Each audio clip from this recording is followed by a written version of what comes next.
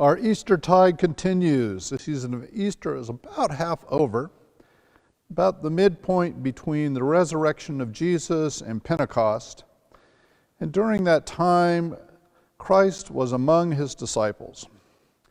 Although today our scripture lessons don't deal primarily with Christ among the disciples, what was interesting is that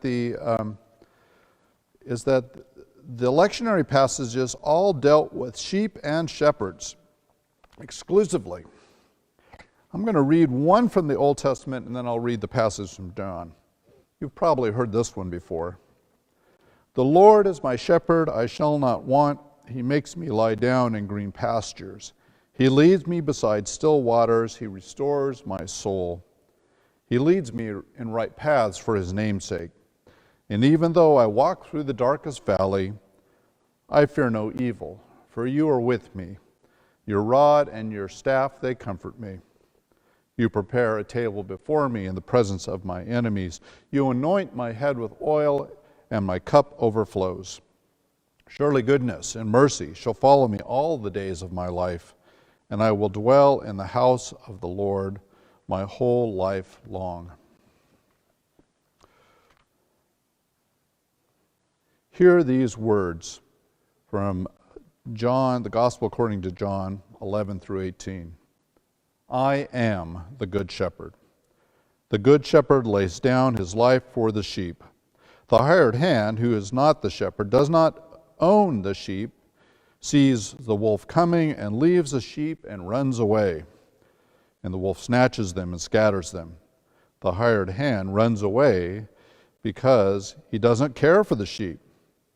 I am the good shepherd, and I know my own, and my own knows me, just as the Father knows me, and I know the Father. I lay down my life for the sheep. I have other sheep that do not belong to this fold. I must bring them also, and they will listen to my voice, so that there will be one flock and one shepherd. And for this reason the Father loves me, because I lay down my life in order to take it up again. No one takes it from me, but I lay it down on my own accord. I have the power to lay it down. I have the power to take it up again. And I have received this command from my Father. I grew up in sheep country, much more at the time I was a child than it is today. In the springtime, the sheep would come from Bakersfield, which was their winter grazing area, and they would come up to the Mono Basin and fan out all over the place, upper meadows, lower meadows, into the sagebrush, any place that they could graze. It was all open grazing land. You could see them coming before you actually saw the sheep, because the dust clouds would be huge. And then you'd see the dust cloud, and then you would see the sheep come over the hill. One of the things that happened most every spring was they would run the sheep just above the elementary school that I went to. And at that point, when they knew that was happening, classes would be dismissed. We would all go up on the field and watch the sheep, generally several thousand of them, just kind of go around in the sagebrush, this nice green grass that was a part of the sports fields of the elementary school. They were kept at bay from coming down there by dogs who would run them back up into the sagebrush every time that they came down too close to the grass field. And the shepherd would be at the very end directing the whole parade from behind, while the dogs were at the lead and at the side, and they moved them on through town. I once was watching a program about farm life, and the person who was supplying sheep to this farm said, now you have to remember that sheep are the only farm animal that will find 10 ways to kill themselves within the first 5 minutes of being on the farm. I guess we could say almost the same thing for humanity, that we, over our time in life, have found all kinds of unique ways to kill each other as we are living on the farm of life of in our own societies and on our own good earth. However, I've been thinking about this passage this week in a kind of a different term than that. The thing I've been thinking about is that this has been the season of separation for us all. And I think of sheep, you never think of a one sheep separated from the rest of the flock unless it's under duress. Generally, it only happens a few times a year, primarily when you shear the wool off of them. But besides that, they are a group, and they belong together, and they long to be with one another. They do not like being on their own. And we as human beings, we like being in a group. We like being with other people, and this year or year and a half now of separation has had its toll on lots of different organizations, on people, on society at large. Some have chosen just to ignore it and say this is really not a threat, and I don't have to adhere to any of the safety measures that have been laid out. Other of us have been grieving that we haven't been able to be around people that we really care about, or have worried when we are in the presence of those people. Am I a vector? Are they a vector? Am I safe? Am I not safe? Some of that is easing now with people being vaccinated. More and more people have decided to move forward in being vaccinated, and there are a lot who are still on the fence one way or the other, but we are moving slowly to kind of capture ourselves and be a part of groups again. What's gone hand in hand with all this, however, is the long-term demise of social groups and community-based adhesion, I would say. We have become a group. We've become a society of individuals, not a society of groups anymore. Churches have dwindled. Civic groups have fallen away. Things that once held the fabric of society together have just kind of lost interest by the general population. It's interesting to see, though, that large events attract large people, whether it's a concert or a sporting event. We'll still pack them in. But the thing that's amazing to me is the communal event as itself is a communal event that doesn't require anything of the adherence there other than, I like this band or I like this sports team. There's no give and take as far as the individuals who are watching the event. You're only in your own little 2 seats or 4 seats or whatever group you were with. And that exists only for that moment in time, and then you're spread out again in the individualistic society that you're a part of. The same thing is happening with the lonely crowd, people who have longed to be a part of something, yet that we've been divorced from being a part of something so long that people really haven't been equipped to be in groups like they once were, or to at least be a part of a group that they feel that they have some adhesion to, enough so that they are a fully involved member where they are giving the give and take of being a part of a community. Communities are a tough thing to support during this time, and the essence of belonging is something that is very important to us as human beings. We want to belong. We want to feel like we have people who have our back. We want people to feel like we have people who understand who we are, and we want to belong to something that reflects back our values and the way that we see the world and the way that we want to be involved with others. Too often, though, that we have decided to parse that out in such unique ways that we only want to be with people who agree with us on our positions or hold the same social views as us or are like us in so many different ways, whether it's a soccer club or a bowling league or whatever else. There's a key factor that holds us together in that, but once that factor is gone, it is gone, and we are gone with it.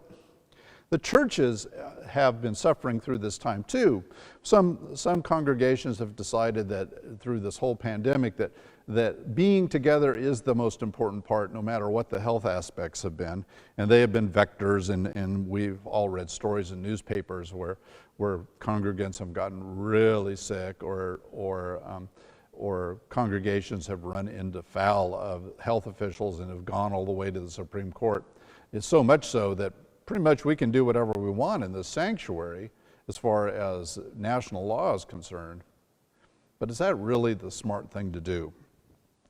Just recently, some people in the congregation have participated in a survey about coming back here. And we had the panoply of responses from, I want it to be just exactly as it was before COVID. I want to hug people. I want to have coffee with them. I want to be close to them. I want to do. To the other end, we're saying, I'm not so sure I want to be back at all. I don't particularly feel safe in the general public. Somewhere in the middle of that, we're going to come up with some factors going forward so that we can all be together and be in a sense of belonging. But let me warn you, it will not be like it once was. It will never be like it once was. The world has changed and we have to change with it. Some of the things that we are going to experience when we first come together will feel for some people like a huge loss. It may not be singing. That hasn't been decided yet. You may feel more like an observer than a participant when we first come back, because we're trying to be safe and we're trying to make space for all kinds of different people who have all kinds of different feelings about safety at this point. And I think that's part of being a community. That's part of belonging. Part of belonging means that we don't always get what we want, but we do the best we can for the rest of our group. The scripture lesson that I looked at today in John, Jesus talks about knowing that he's the good shepherd, and that requires sacrifice on his part. Not just the sacrifice that we read into it of the crucifixion and resurrection, but the sacrifice of of going out after people and making sure that there's a space for them in the flock. There's even this part in the scripture itself that Jesus says, well, they're out there and they don't really know me, but I'm going to go out after them and bring them in. How are we going to go after people and bring them in? How are we going to create for ourselves the essence of belonging in Jesus Christ? It will not look the same as it once did. We have, over time, have evolved in this pandemic to look at the world in a different way than we once did.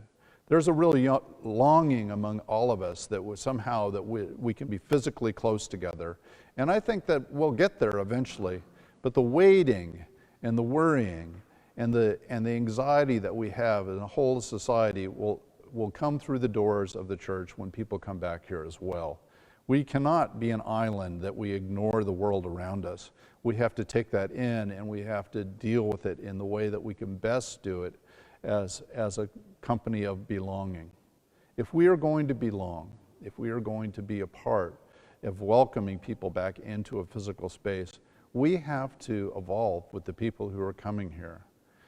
Over time, we have worked in this congregation to welcome people who have been outcast by parts of society, and specifically parts of Christianity, that says you're not welcome here because of your point of view or your orientation or the way that you see yourself in the world. And we've really worked hard to find a place of welcome for those.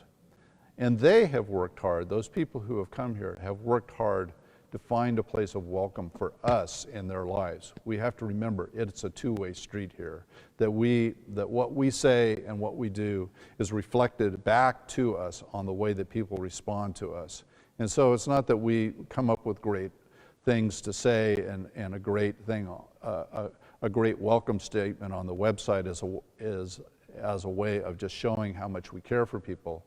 We care for people by our actions and the way that we deal with them when we come in. We show Christ's love by being accepting and flexible and caring and loving to one another. This Eastertide, when we think about Christ alive in the world, alive with these disciples before Pentecost, we have to pause over and over again and say, what was that like for those people then? What was it like to experience the risen Christ in their life? Who was welcomed in during that time? Was it a time when the disciples just kind of froze around Jesus and kept everybody away? Or was it a time in which they really saw that the world was changing around them and that they needed to see the world in new light, the way that Jesus saw the world? Was it were the lessons finally learned of the 3 years with Jesus prior to the crucifixion, was the lessons finally learned of welcome? This time that we have experienced, where we've been separated out from one another by this virus, has given us a chance to really think about that. And I would encourage you to think about that, is how are we going to learn the lessons of Christ during this time? How are we going to welcome those who will come to this place, whether it's virtually or it's within the physical confines of the sanctuary? How do we create a community of belonging and welcome the stranger in, welcome the person who has been disenfranchised, welcome the person who has been pushed to the margins of sight because of their lifestyle, their race, their gender, all of the things that we parse people out and into little boxes for. This is the time to open the boxes. This is the time to say, we are the people of Christ in this place. We are the welcoming congregation, and we will offer welcome in an appropriate manner, and we're all going to have to give and take during this period to find Christ's love in this place. Christ is here. Christ is risen. Christ is risen indeed.